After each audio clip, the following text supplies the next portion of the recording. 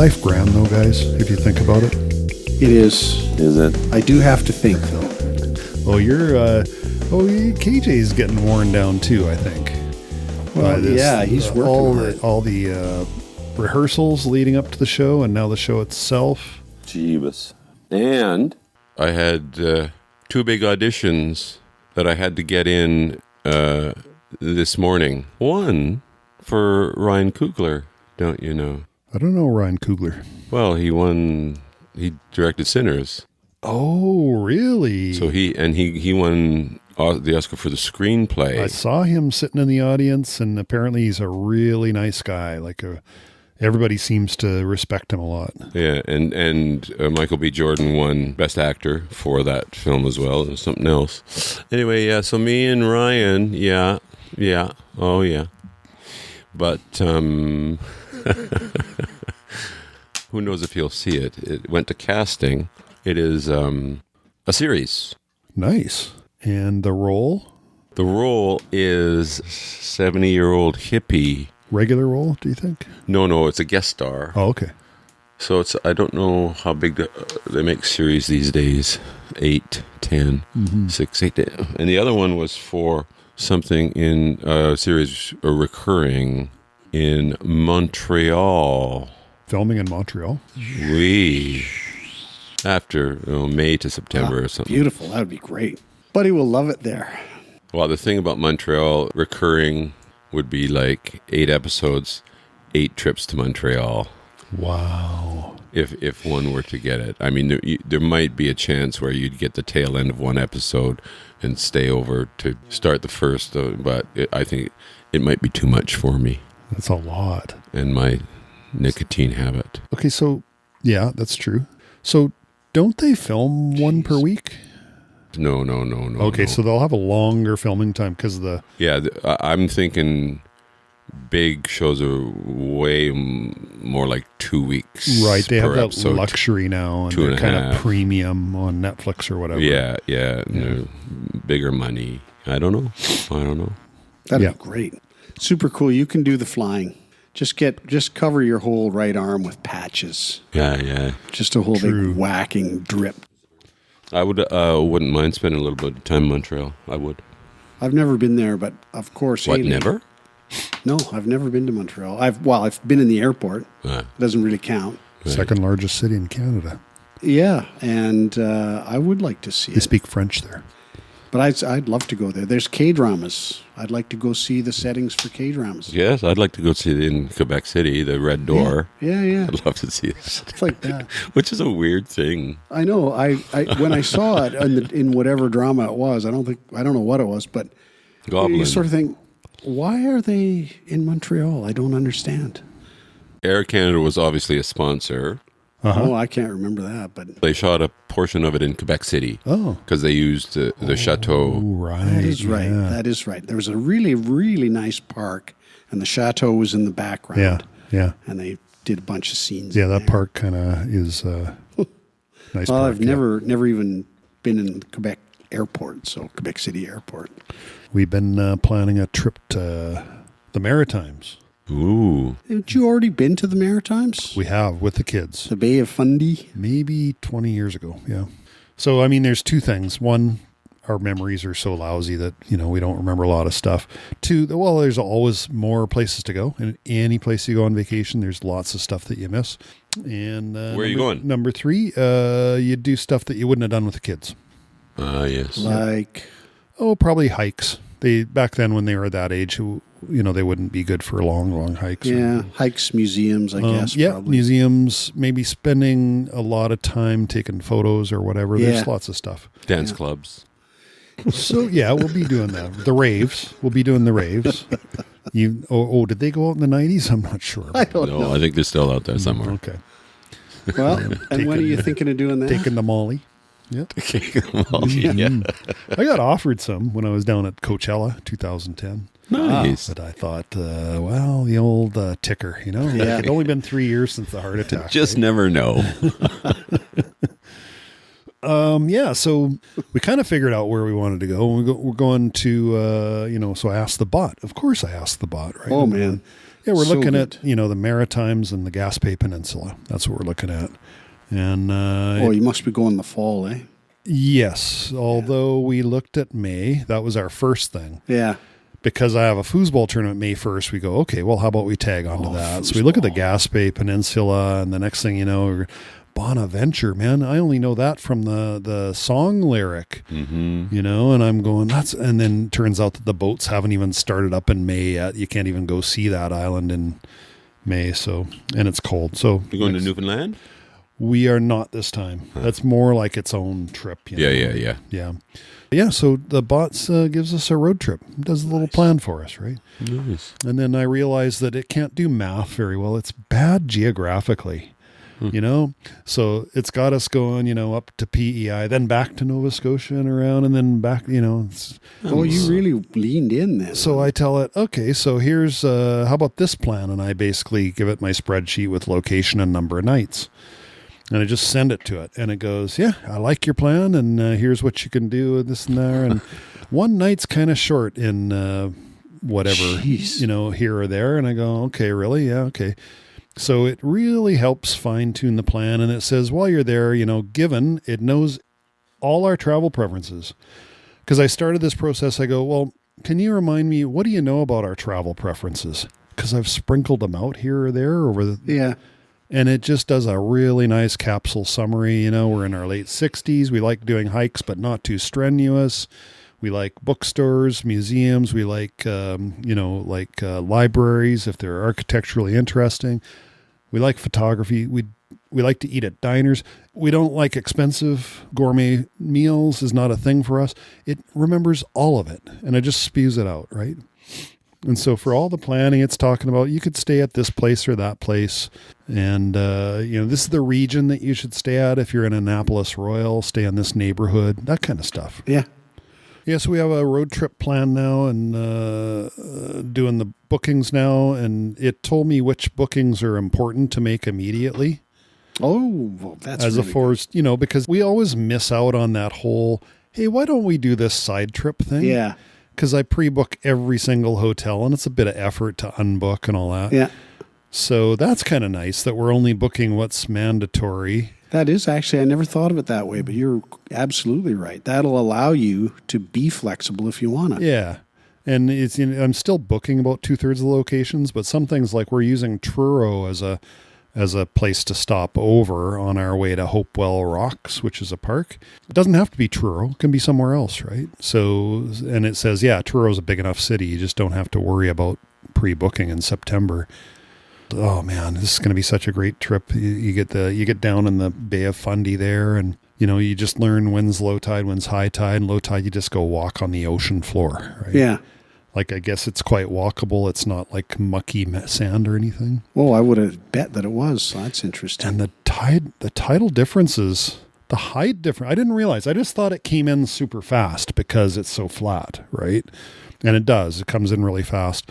But it also goes super high, like during some periods, 50 feet. Ooh. Yeah, it's the highest in the world, isn't it? I guess so. I think it is. I or did one not of know them. that. I was going to guess 16 feet. Yeah, and 25 feet is more typical, but during some tides it could be as high as 50. Whoa. It's just crazy. And there's viewing platforms. You just sit there looking at the river and you watch the river reverse.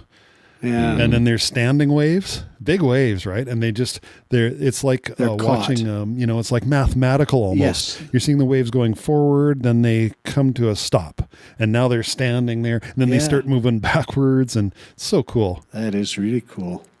And when Griffin and I did go on one of those, they took us out on a motorboat, and then there's standing waves, and we go booshing over them, boom, boom, and then they take us to a place, and Griffin and I slid down the mud, like mudslides. Yeah. It was very fun. See, and I think I remember you talking about that with Griffin, and I remember you talking about the size of how quickly it came in and the size of waves that brought it in. Yeah, yeah. Like, it's just a no fooling around. You'll get flushed down the drain if you're not careful, Yeah. And when we were there before, we went to PEI, and people had told us, hey, once you're on PEI, you'll wish that you weren't leaving. And sure enough, after 5 nights last time, it was time to go, and we were just, oh, really? We just could have stayed. I think, the kids really enjoy the beach and all that too, because if you think about it, PEI, people can correct me on this, but there's not that much to it. Most people go to the North Shore and hang out on these beautiful red beaches. Typically, there's a great big dune formation, and you got this warm water of the Northumberland Strait. It's fairly shallow, warm, and then these big dunes, and down the backside there's wetlands. Beautiful stuff, but it's the same, right? So after 5 nights, we're still, we could have used another couple nights because it's just like so idyllic. What was the draw? Like, is it the natural scenery you're saying? The beauty of it and the swimming and, like I say, the wetlands are amazing. Because 5 nights is a lot. It is a lot. And so anyway, I remember that as one place that we wished that we didn't have to leave. So this time we're just not going. I didn't see that coming, RJ. Nice. Did not see that coming at all. We're doing 8 days for sure. I thought he was going to say something. I was sure he was leading up to that. And that was excellent, RJ. Well done. Most of our traveling days are 2.5, 1.5, 3.5 hours. That's kind of the range. Very short. Yeah. That kind of range, yeah. Because we're just getting too old for okay, come on, let's push on. Push on. I want to stop. You can hold it. Anyway, we got 26 nights, 19 hotels. Wow. It's going to be great. Oh, you know how to do it upright. I'll try and do 1 photo a day, but I ran out of steam on that last time. I don't mean to be that guy, but it seems to me that Sue has filled in gaps on several of your trips. Well, she does. Yeah. But that's a technicality. Which suggests that you run out of steam every time. No, I do 1 shot a day. 1 shot a day, but the last couple of vacations, I just simply haven't done it. So, Okay. Just trying to give Sue her due there. You got something about walnut tech there, PJ? I did. And, I'm not exactly sure what I was referring to, but I believe it was, because I always try to make it a surprise, but I believe it was, did you know that it's a whole thing to polish walnuts and collect polished walnuts? That's with the shell still on. Yeah, and the oil from your fingers gives the lustrous hue, and the constant rubbing smooths the surface to give it. I'm just thinking, are you crazy? This is artisanal polishing. I guess I don't know what it is. Nice. Like Haley told me about it, and I just thought that's the dumbest thing I've heard in really a long time. That's how you break walnuts. You take 2 of them in your hand and crunch them together, and you use 1 walnut to break the other, right? Well, I assume that you would just have 1 walnut in your hand. Apparently, you carry 2 so that they rub against each other. Oh, and okay, smooth so off there's some their abrasion. surfaces. Yeah. What? This is all done by hand? Yeah. Oh, well, Yeah, that's and they intriguing. become collector's item, and different kinds of walnuts have different kinds of hues. And I just thought, How long does that take? I don't know. Longer than the number of hours I choose to waste or spend on it, invest in it. Wow. Well, how is that different from any other kind of knick-knack thing, though? You got Well, you got your rock polishing machine, right? You throw the rocks in there and let her go. Well, they're beautiful. Whereas a walnut just looks like a walnut to me. I'm all for this walnut. But it's course you shiny, are. though, skinny. No, it isn't. But think about it. There's more to it than just the fact that it's walnuts and you've never heard of it before. Therefore, Yeah, that is true. there's more to it. There's also the fidgeting thing, Yes. right? You get to kind of Fitbit. Yes. Anytime you have to think, all of a sudden you're, and the next thing you know, you got some brilliant idea. Next thing you know, you have shards of broken walnut. Because if you didn't have the walnuts in your hands and you're trying to think, what are you going to do? You're going to have the phone in your hand. Yeah. Your thoughts are just shut off right away. The walnuts allow you to take a moment, take a breather.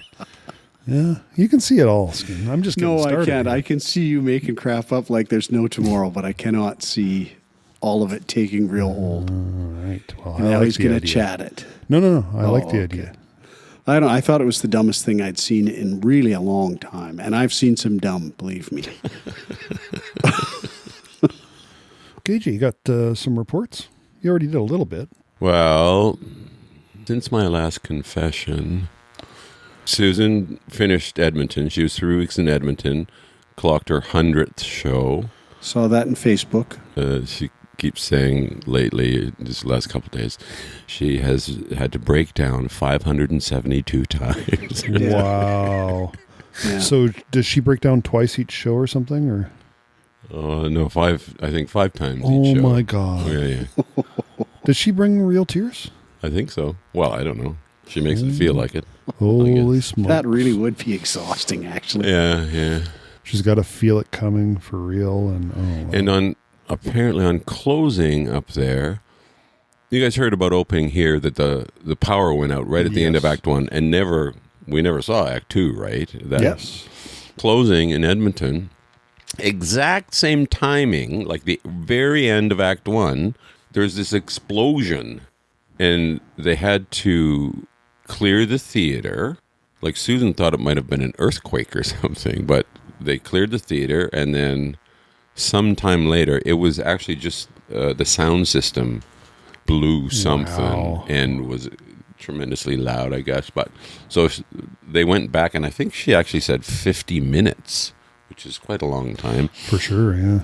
But she went back and did the second act without sound, which is, I guess, Ooh.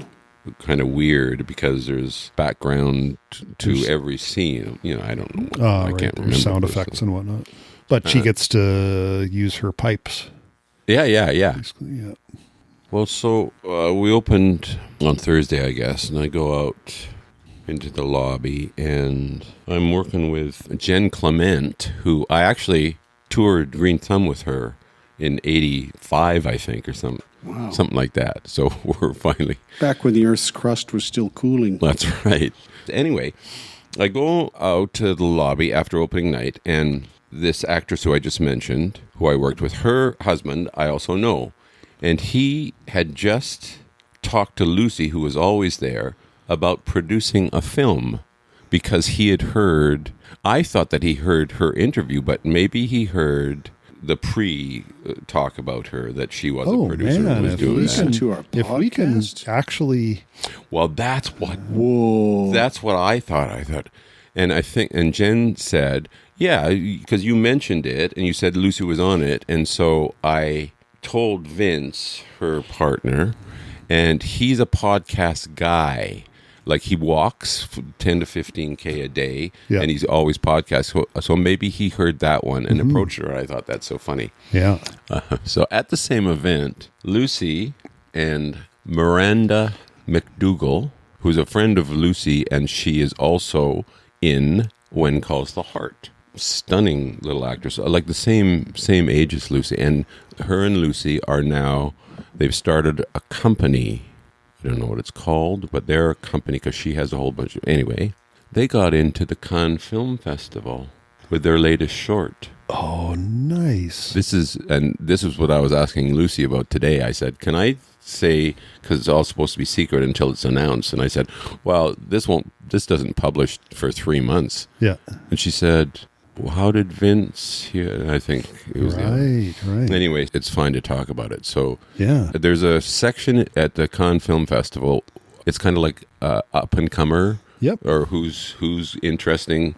And I guess they sent a proposal.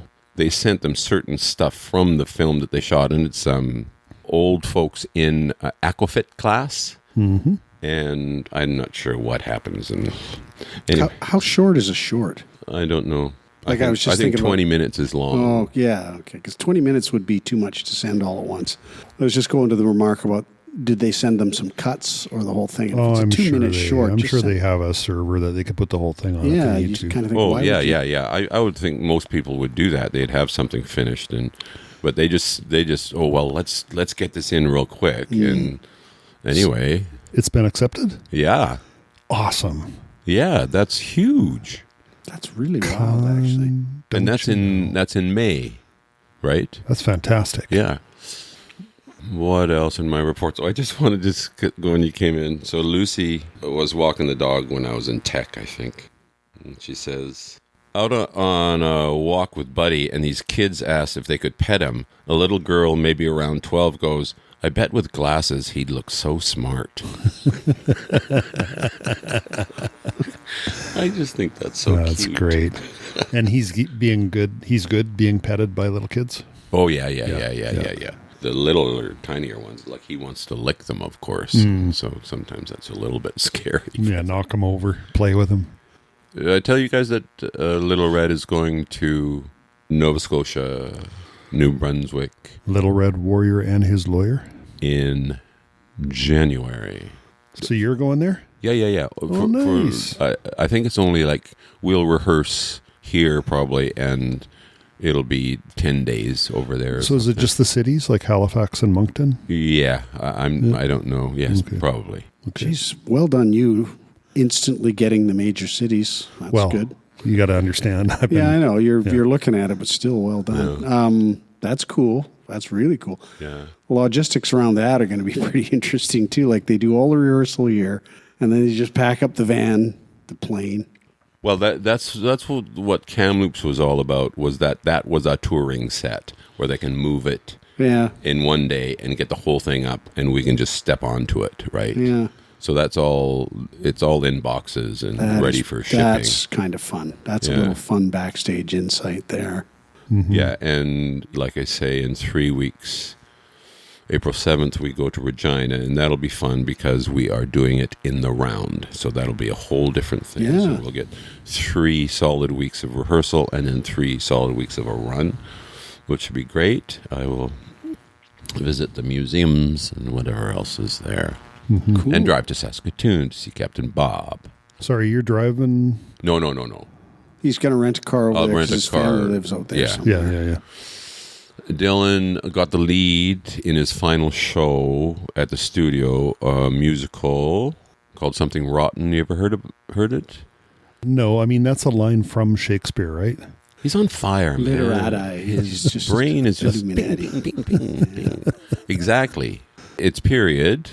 Shakespeare is in it, and these other characters, and I think Nick Bottom, who's Bottom from Midsummer, so that's Dylan's role. He gets the idea that to turn Shakespeare into a musical, he wants to write a musical of some Shakespeare. So Shakespeare's next play is Hamlet, but Nick Bottom hears omelet, and so writes a show about omelets. I don't know. Anyway, he's having fun. Dean Paul Gibson, who is pretty well running Bard, or will probably take over Bard, is directing, and he's fantastic. Oh, nice. I think Dean Paul directed It's a Wonderful Life that I was in at the Arts Club. I'm pretty sure he directed that. Well, and it's a fun little runway for, I want to always call him Dylan. Dill. If he's tight with the guy that runs Bard, That's handy. Yeah, good. And he's loving it. Well, it sounds like it would be fun. I mean, really fun. Yeah. Good job, Dylan, too, getting the lead. Yeah, and I'm old. You're old? Older than you, Skinny. Mm. And let me tell you, this show is kicking the shit out of me. Yeah, it's funny how that is going. I've read in various places that we all know that aging is not linear, right? We know that it just doesn't go. Yeah. And one of the biggest periods for noticeable aging is the 68 to 70. And I recently turned 69, and boy, oh boy, I have definitely noticed that I have aged. I haven't noticed so much in prior years, decades. Yeah. But this time, really noticing. I got to agree with that for sure. Like Sue had read 78 instead of 68, but it feels like, the last couple of years have been brutal. What did I see? I saw something that said 44 was a big year. Yeah. And then like 60. And I thought, 60 wasn't anything. Wasn't for me either, but 48 was pretty big. Maybe 46. these studies were all done in like the 90s or something. Yeah. And times changed, right? Yeah. Remember when 70-year-old people were just ancient? Yeah. Like they were all crinkly face and like Careful. they're starting to move. Careful. Yeah, you know. That's right. That's it's just in recovery. It's just, Got any snappers? I got some snappers, sure. Let's roll. One that I didn't write down is gerrymandering or gerrymander. Do you know what that is, Skinny? Sure, yeah. It is to... It's redistricting. It's redistricting. It's changing political boundaries, sort of. Based on the census, actually. Yeah, It's right and to at- manage them so that one party or another is more or less guaranteed a seat. Little known fact. yes. The strategy usually is build a district that the other party will win, that they will win handily, that they will win by a landslide, because that sucks up all those voters out of the borderline areas. And so they get one solid seat and lose all the seats surrounding because you purposely designed it to pull those people out of the in-play seats. I did not know that. Why, though? What do we know about where the term came from? Well, I won't look it up. Maybe I will, but because A political operative, and his name was Jerry Mander. his name was Jerry, Okay. and the district that they reconfigured, shall we say, looked like a salamander. Yep.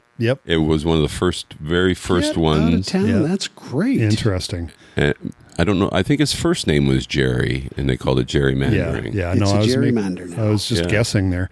But I mean, if you look at Austin, Texas, there's this super long sliver. Yeah. And so I could see how a salamander around a river would work with two river arms, confluence perhaps.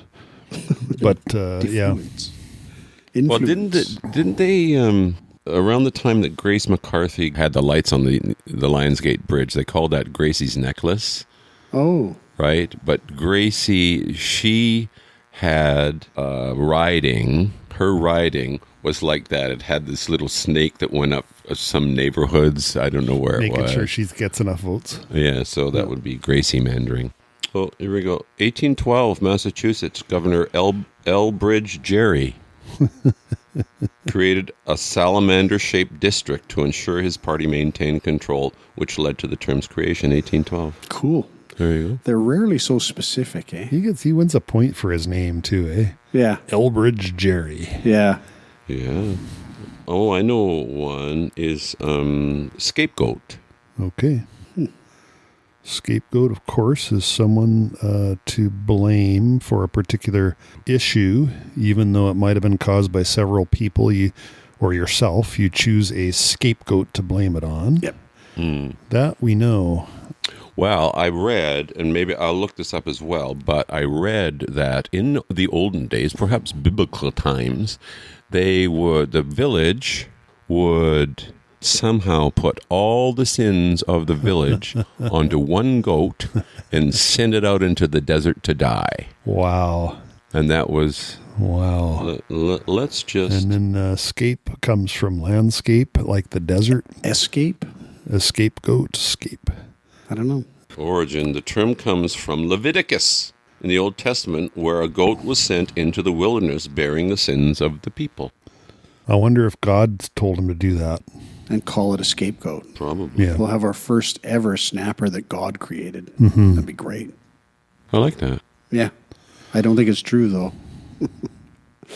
Okay, get back to my list. The first one was from our last meeting here. Jarred in foosball.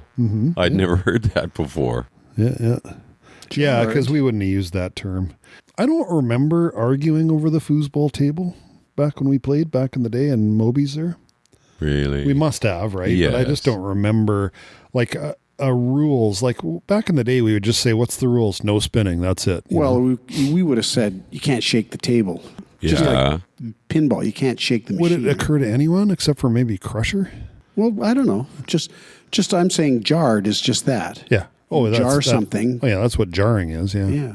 It's a jarring experience. It's not like a shard. But I'm just saying, back in the day, did we kind of argue a bit? I'm sure. Yeah, we must have. Must have. Okay, that was jarred. My next one is broad. Hey, there's a nice broad. Yeah. Where would that come from? Skinny.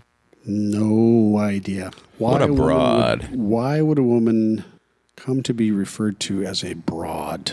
I don't know. Well, let's talk about, because it's an interesting term. It's a term that we've heard many times, especially in old movies Yeah. Yeah, from the noir yeah. days. It feels to me a slightly negative term. Yeah. Right. It's low class for sure. Like it's questionable morals. what does it say about the woman? You're saying questionable morals? I believe so, yeah. Okay. So what we would recognize now as a highly sexist term. Oh, yeah. But back in the day, it was, kind of broad. Came into the room there. And for whatever reason, it was considered very insulting to be referred to as broad. I don't know exactly why. But. Okay, and then now, why would it? This is saying note. It says what broad is, open, whatever. In some contexts, a broad can be an old-fashioned or offensive slang term for a woman. Yes. I thought that's the only definition for it. Because it's spelled B-R-O-A-D. Mm-hmm. Yeah. Like, why? It says, from broad words, Macduff lives in disgrace. From Shakespeare, outspoken. Broad as slang for a woman appears to be an early 20th century American criminal slang. That tracks with the movies, right? Yeah, gangsters. Exact origin is uncertain, but the two strongest theories are broad hips, a crude reference to female anatomy. Makes sense. And then the other one is abroad, as in overseas. Abroad, wife/woman, an older American English term for a woman kept outside the home, often in an illicit relationship. I'm still thinking about the woman kept outside the home or overseas. Mm-hmm. You got a woman living abroad? Like... Yeah. But are you somebody living abroad? Are you abroad? Jeez. Yep. Good. All right. Okay, next. Lollygagging. Okay, that's slacking off is the meaning. But where would it have come from? Just standing there having a lollipop when you should be working. Come on. No, I just don't know. No. Come on. That's got to be it. No. Because nobody's going to have a lollipop at work. When that term would have been coined, people are not eating lollipops at work. Lollipops probably didn't even exist when that was coined. They're eating so many of them at the same time. Jeez. That they're becoming broad across the hips? Is that where you're going? They're gagging on them, yes. Oh, they're gagging on them. Oh, okay. No, I don't think so. But, of course, that said, I don't even have as weak an explanation as that. The term has been used since at least the mid-19th century, around 1862. In the nautical? No. Come on. Its exact origin is uncertain, but it may stem from dialectal lolly, tongue, gag, deceive, trick. Oh, so lolly's tongue and lollipops were pops for the tongue. I guess so. Nice. So lollygagging sounds like it's associated with stopping people from talking, which that's not what we use it as now. Some might relate to this 1856 quote from the North Californian, "O ye denizens of cooler climes, how we do envy you these days. Oh, for a lodge on some vast iceberg, or a chance to lollygag amid piles of snow." See, so that's a usage that we use now. Yeah. That one implies goofing off, just shooting the breeze. But our theory on the origin of the word is not that. In its earlier days, lollygag could also apply to displays of affection. Back in 1946, one Navy captain considered lollygagging enough of a problem to issue the stern warning, "Love-making and lollygagging are hereby strictly forbidden. The holding of hands is a violation of naval discipline." Now I'm super confused. Nowadays, lollygag doesn't usually refer to flirting or cuddling. Instead, it's the dawdle meaning that gets the love. I'm really confused by And that. those ships typically just had men on them, too. That's what I'm saying. Yeah. That it's becoming such as public displays of affection, hand-holding and kissing. That's it. That's over. Boys. No more love. I bet you there was a whole bunch of that, too, going on. You got to imagine, right? Like, I no women. There probably was. It's almost like being in prison, right? Back to your rooms. Yeah, except for... Well, I think the whole, like, hatred of gay sex, that's more like a 20th century thing, I think. Well, yeah. Hard to say.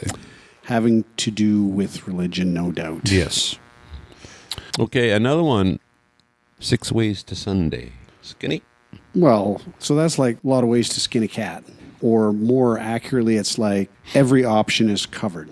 We went over this and we discussed options 6 ways to Sunday To do something thoroughly, completely, or in every way imaginable. But why it is 6 ways to Sunday? Probably because there's 6 days in the week before Sunday, and you covered every damn day before you got to Sunday. The phrase likely originated in the mid-18th century in America, possibly evolving from earlier phrases like 2 ways from Sunday, which originally referred to a cross-eyed gaze.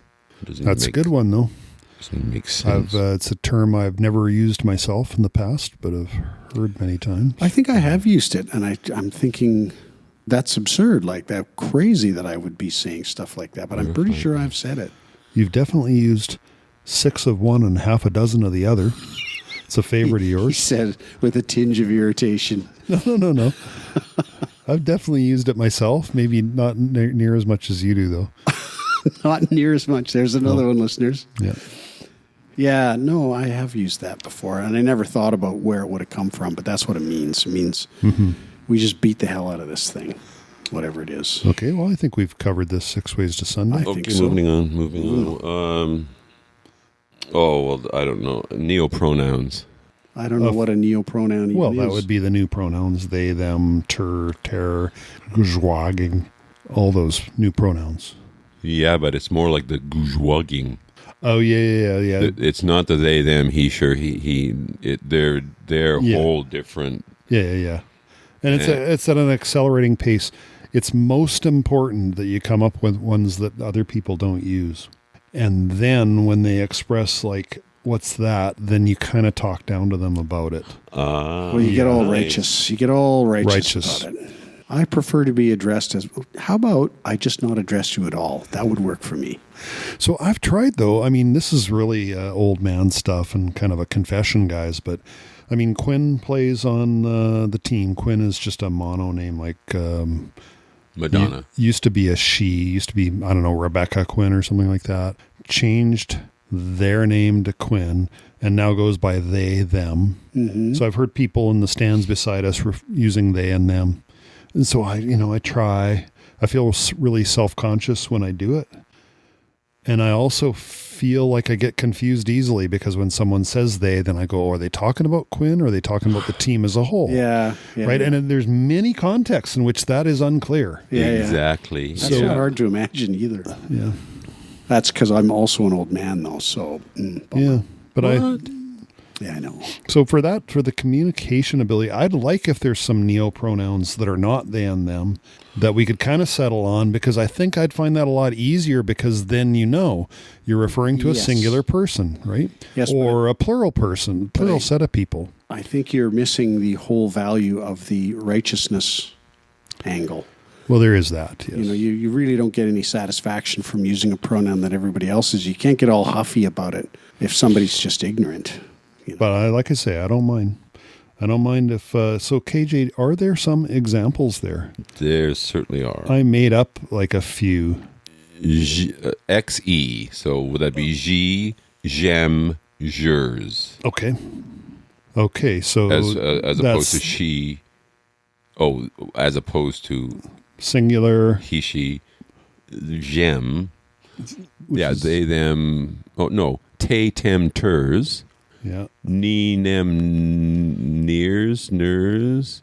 Hi, him, his. They haven't taken off yet, that's for sure. No, I think I read some places there might be 4% somebody using that. Okay, I'm moving on. I can pretty much physically feel myself hitting the old man wall listening to Honestly, I would have no issue with it if it makes it easy to communicate, but designing and coming up with a new word almost never happens, right? Yeah. Like it has to be organic, and that's super difficult with all these various flavors of political correctness fighting against each other because they want to win. And that part is where the old manish thing comes up for me. It's the idea of all this social competition to have the, in some sense, coolest, I made up, just, could you just give me one that works, please, and get out of the way? Because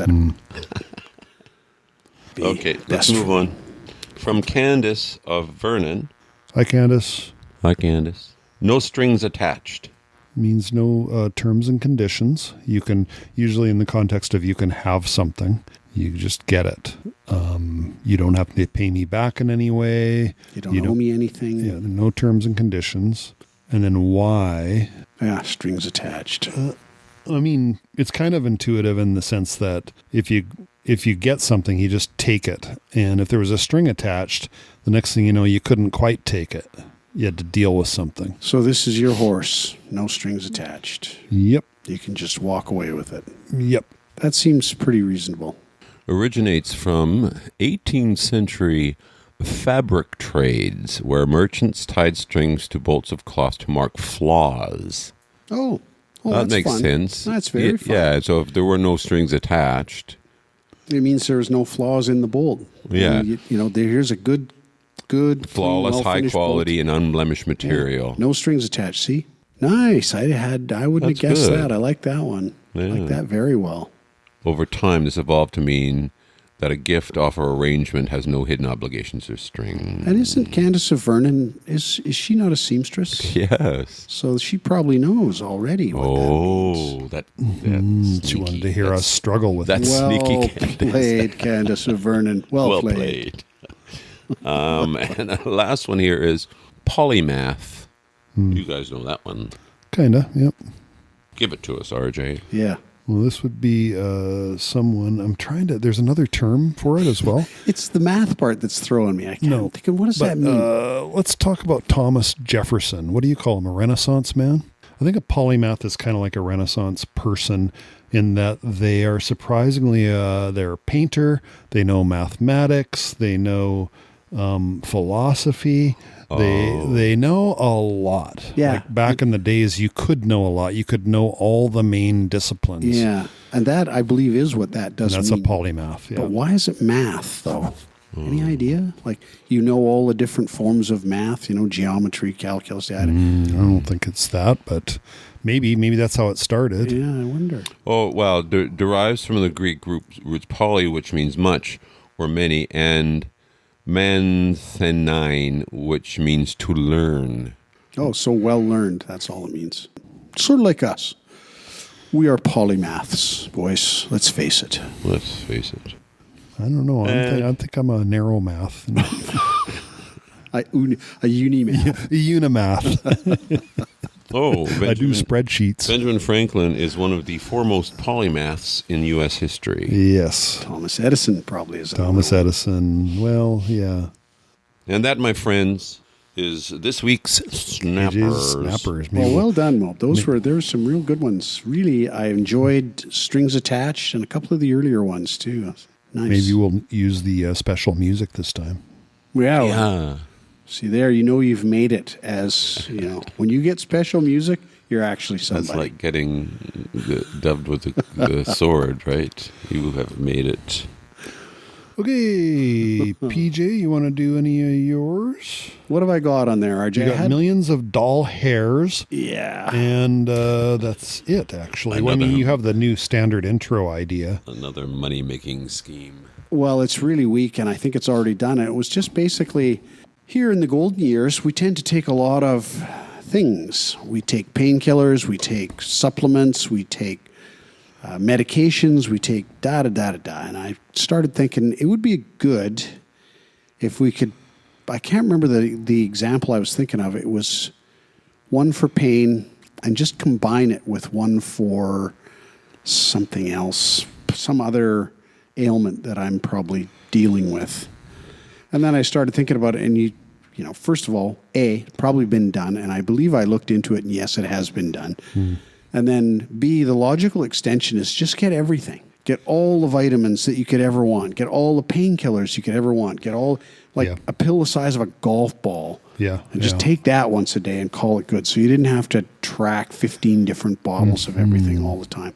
But to that one, I'm not even charging a percentage because Sorry, Skinny, how do you set these big pills up? Because everybody's prescriptions are different. How do you... Well, like, for instance, if you're told to take, fish oil, vitamin D, vitamin B, magnesium, garlic, just all the stuff that, my goodness, social media these days is just dominated by guys selling various concoctions. It's like snake oil is right there. Yeah. And you kind of think none of that stuff is prescription based, pretty much. And for a lot of people our age, they're taking a lot of that stuff every day. So why not just... Yeah, but aren't most people taking, like 5 out of the 10 that you mentioned? Yes, but taking the other 5 isn't going to hurt you. That's the point.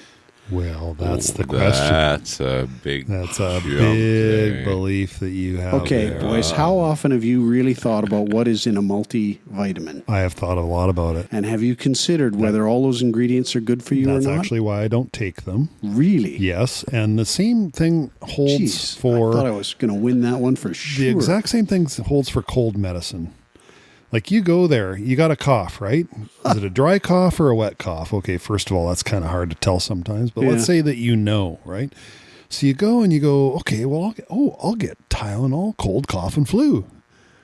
Okay, so now you got your Tylenol in there, and you got your dextromethorphan, which is for a dry cough, and for flu, you got something else like phenadrine or something, something which is to clear the plugged nose. Okay, so first of all, I didn't have a plugged nose.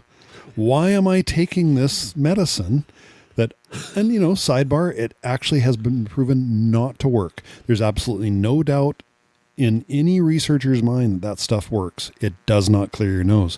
It replaces pseudoephedrine, which does work, but it's kind of addictive, and you can make crack with it, right? Or actually, crystal meth is what you can make. I didn't know that either. I don't think. So anyway, all that aside, first of all, Tylenol is a grisly death if you overdose. So if you're not paying attention, you're just saying, I'm taking my cold and flu, I'm going to take my Tylenol, and I'm going to take this pain reliever, Oxycodone, which has Tylenol in it. The next thing you know, you're in the hospital, and there's no going back from that. Your liver's damaged. Like there's no, I'll get better at the time. And in fact, if you have too much, it's just a terrible death, like miserable death, not a pleasant go to sleep moment in there. I have never heard that about Tylenol. It's very true. Well, you it's definitely are ahead of me on the old Tylenol scale. It is not just a kind of, I heard it on the internet thing. Yeah, I know. Go to the Tylenol site. Say what happens to me, Tylenol? Yeah, big Tylenol when I take too much, and it'll tell you it's not good. See, and I've heard snippets of that before, but man, really well done, RJ. That's very good. I'm only goofing around with my stupid idea as usual. But that's a very good PSA right there. So I try, because I've just been through a cold, this is all top of mind for me.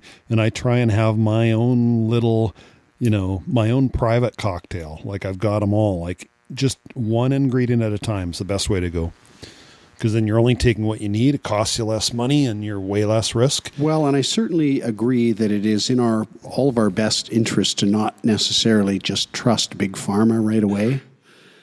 Because they'll sell you stuff knowing that it maybe isn't the best thing for you as long as it sells. And these omnibus drugs as well. Well, that's kind of what I was referring to. The next thing you know, you're also taking guaifenesin, which is for wet coughs.